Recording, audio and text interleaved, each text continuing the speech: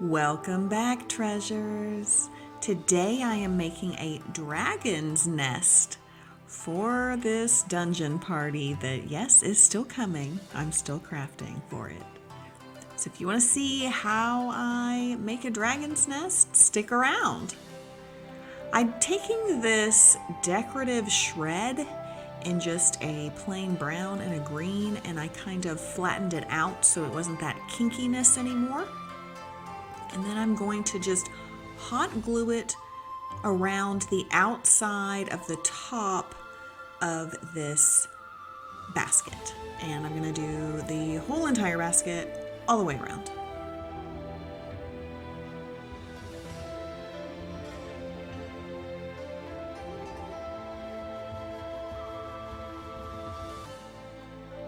You might be asking yourself, why a dragon's nest for a dungeon party? Well, I asked the birthday boy, what all kinds of things does he think of when he thinks of dungeons? And then he finally came and said, well, Dungeons and Dragons has dragons, so there should be dragon things. So it's turning into a complete Dungeons and Dragons party, so I better put some dragons around here somewhere.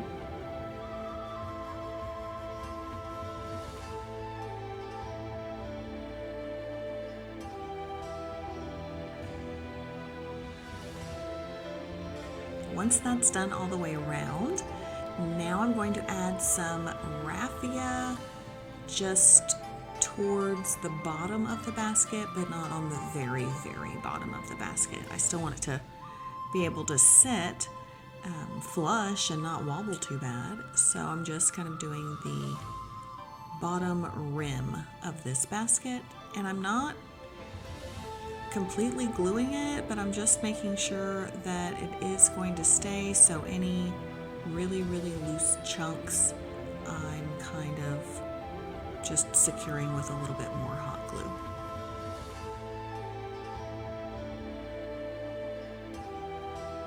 Now it kind of looks like it's setting in grass, which was the idea, and it's time to work on the inside. I'm going to use 3 pieces of foam and some crumpled up aluminum foil that I've then uncrumpled. And we're going to head to the iron. Now I've set my iron on the lowest possible setting, so just on the number 1. And I am going to press the foil into the foam, and it's going to make a little kind of wrinkly pattern all over this. And very importantly, I'm going to continue to turn my foam, turn my foil so that I'm going in different directions and keeping my hands away from the foil right where the iron's going, because it will get hot, so don't burn yourself. And sometimes you have to re-crinkle the foil just to make sure that it has enough crinkles in it to get into the foam. And so you just kind of keep rotating, keep crinkling, keep ironing, and you eventually will get this kind of layered wrinkle look.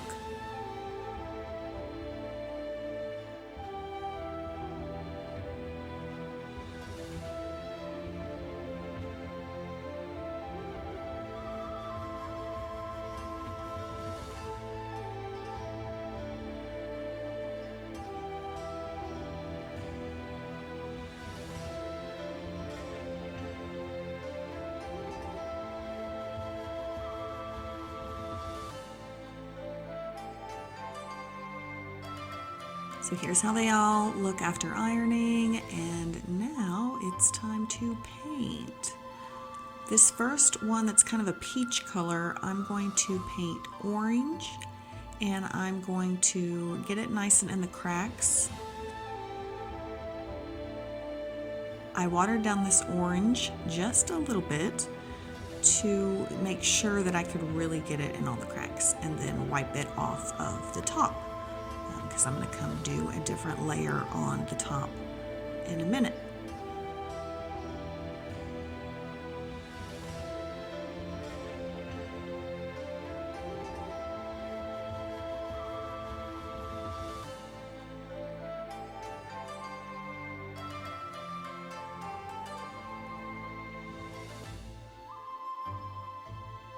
And the next layer, I mix together a little bit of that orange with some yellow and a very little bit of pearl, so just like a white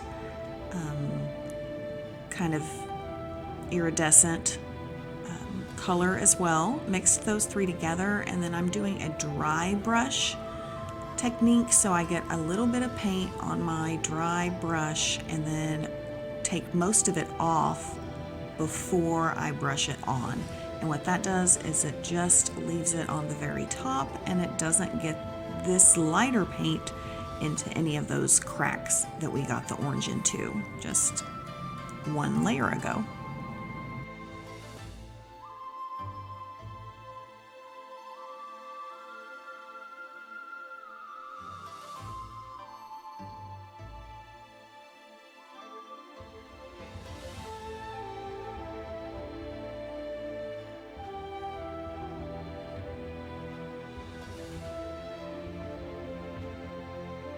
And just like with the ironing, we want to rotate the way we're making our brush strokes and our foam often, because we don't want to be able to see any of these brush strokes later. We just want the color.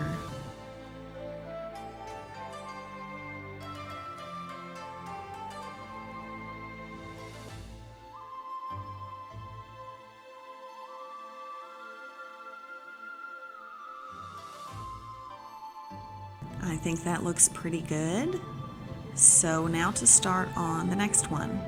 I'm going to do this one in black.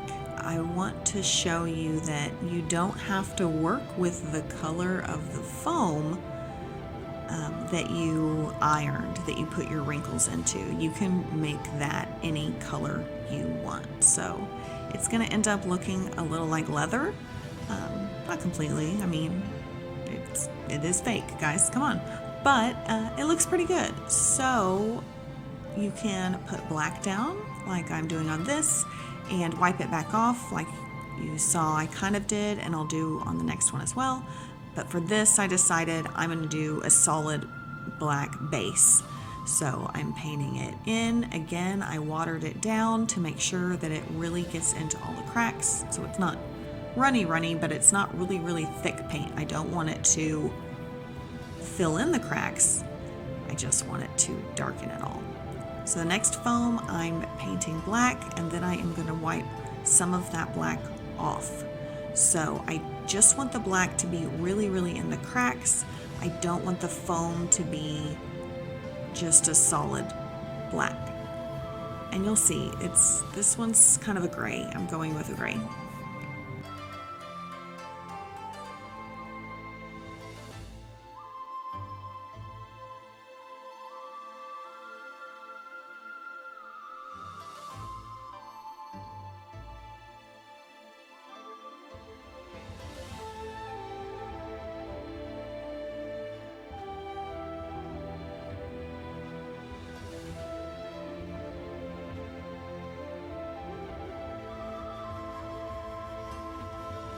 Now that the orange one has dried fully, I'm going to come back and do a dry brush of the pearl onto the very top. So it gives it a nice shimmer and really does some highlights.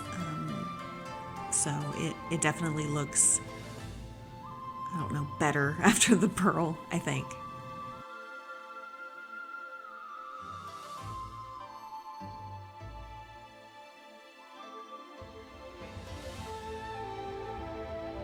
Now I'm going to dry brush some gunmetal on top of this one that is solid black.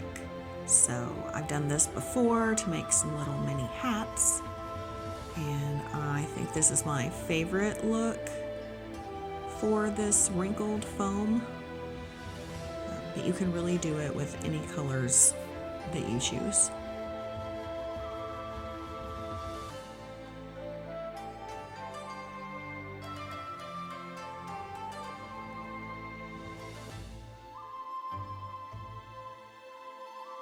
Back to the one where I kind of did the black and then rubbed off the black.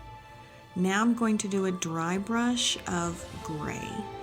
It is a pewter gray, so I will do the dry brush of this, and then I'm going to add just a hint of a metallic blue to this gray and kind of dry brush that on to this as well.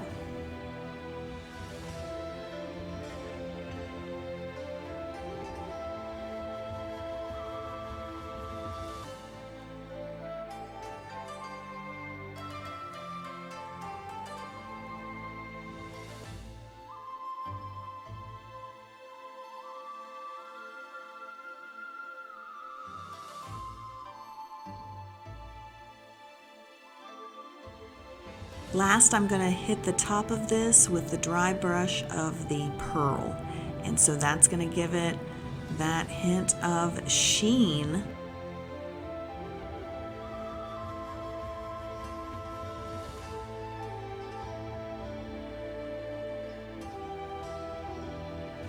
Now I'm going to lay all three of them in here, but I don't really want these hard square edges. So I thought I was going to trim them with scissors, but that still turned out too perfect. So I'm going to rip the foam around the edges so that it looks more torn, more kind of realistic of what this is supposed to be. So let's talk about that. I asked the birthday boy, what does a dragon's nest look like? And he told me it definitely depends upon the dragon.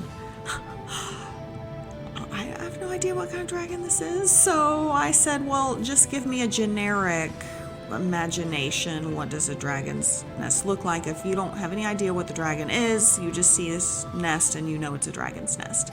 He said, well, he would imagine that it would have maybe shed skin or some kind of dragon pelt there. So this is a faux dragon leather. I'm using E6000 to glue this to the basket itself, and I'm doing it kind of in stages where I glue one piece and then I'm going to layer the next one kind of on top so it's overlapping a little bit, and I'm making sure that the overlapped parts are the parts that I tore. So I'm just using an ample amount of glue here and gluing both the basket and the top of the other foam pieces so it'll all stick together. I'll do a little cleanup, and then to make sure that this will stay down, I have a giant Ziploc bag of just water, and so it will kind of form to the basket shape, and make sure there's some pressure on the foam to keep it laying against the basket for that glue to dry, because it takes a little while to dry. Now I want the edges to lay more hang over the edge of the basket, and so I'm using a hairdryer to heat them up a little bit, and again using the E6000 to glue just the edge of it down. And once I get that stuck down, I'm going to use the hairdryer to heat it back up a little bit again, just to get it to mold to that shape. Then I'm going to squeeze it down, get it real stuck to the glue, and kind of pull my little water bag over that lip so that it will really stick that down. Here it is. I really like how it turned out. I hope you liked it too. The only thing to do now is to make some eggs to put in this basket. Be a treasure and hit that subscribe button below so you don't miss out on any more crafting adventures. Thanks for watching. I'll see you next time.